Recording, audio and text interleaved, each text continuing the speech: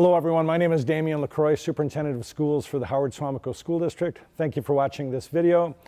These videos are designed really to give you just-in-time information to make good informed decisions as we prepare to start the 2020-2021 school year here in the Howard Suamico School District. Obviously a different start to the year, and wanted to put together these videos to address some of the key questions we've been receiving from stakeholders over the last few months. So I'm joined here today with Mr. Michael Jewick.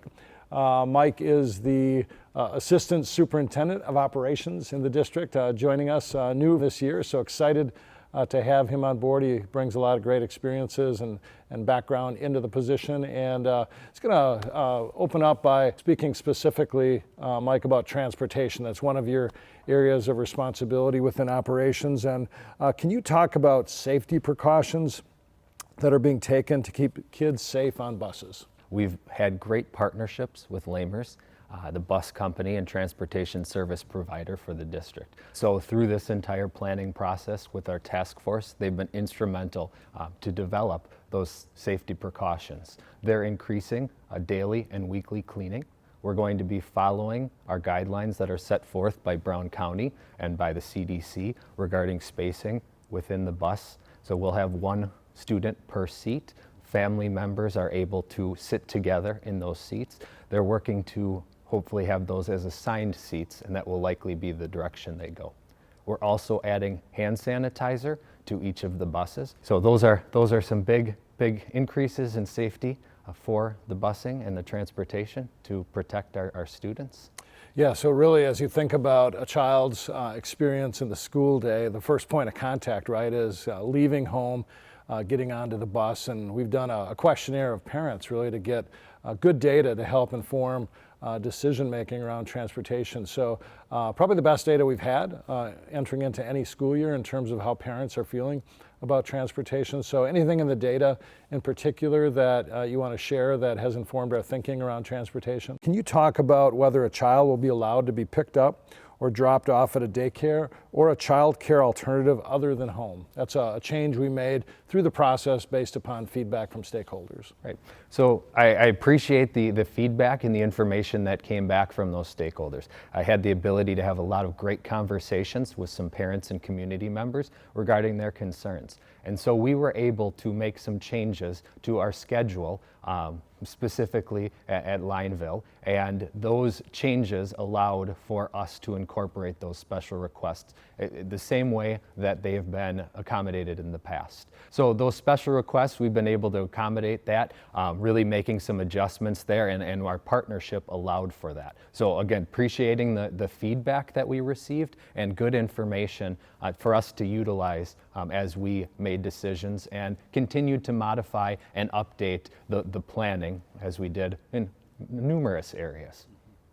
So managing transportation, even on a normal year, is a challenge, right? When you consider the fact we've got 6,000 students, about 4,000 families, many of whom, for a variety of reasons, either pick up or drop off their child. So as you think about the logistics of buses, crossing paths with commuter traffic, people going to and from work, parents picking up and dropping off, what's important for people to remember as we head into the fall? What's the mindset that we need our parents to have when it comes to picking up and dropping off their child?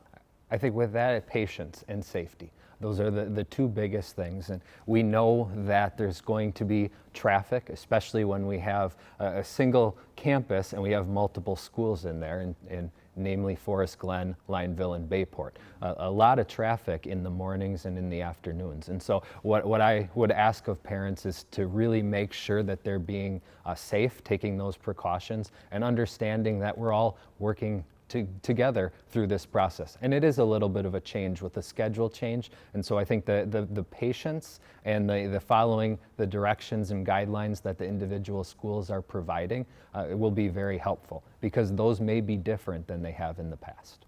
Mike, an important question we're being asked has to do with face coverings and our requirement for students to wear face coverings in a number of places, including on the bus. Can you talk about about that and what we're asking for from parents and for students to help us in that regard? Right.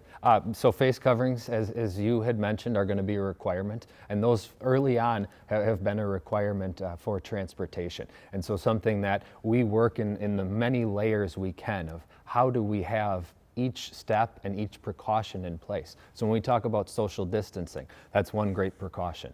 Face coverings is another great precaution. The hand sanitizer, the cleaning, all of those types of items are going to go hand in hand to make sure that safety is a priority and we can protect our students as much as possible. Yeah, so there's really an educational piece here, right, where we're asking parents as partners and families as partners to help us with their children, maybe even do some practice in advance, right? Maybe riding in a car prior to school would be a great opportunity to say, okay, we're getting in the car, and probably at this point, I'm guessing many families aren't necessarily wearing face coverings in the car, but would you agree that the next few weeks provides an opportunity to practice? Yeah, I think anytime we can educate our students too, and at home, if folks are able to educate their children to be prepared for some changes that are going to be here with the upcoming school year. Speaking to that too, face coverings, we will have some of the face coverings that were provided to us by the Department of Public Instruction available on each of our buses. So if a child forgets their face covering, we don't want them running back to the house. They should know that we'll provide one on site right there within the bus. Yeah, correct. So it's something that we have that we're able to provide, and we want to make sure that those face coverings are available to protect our students. Yeah, very good. Thank you. Thank you.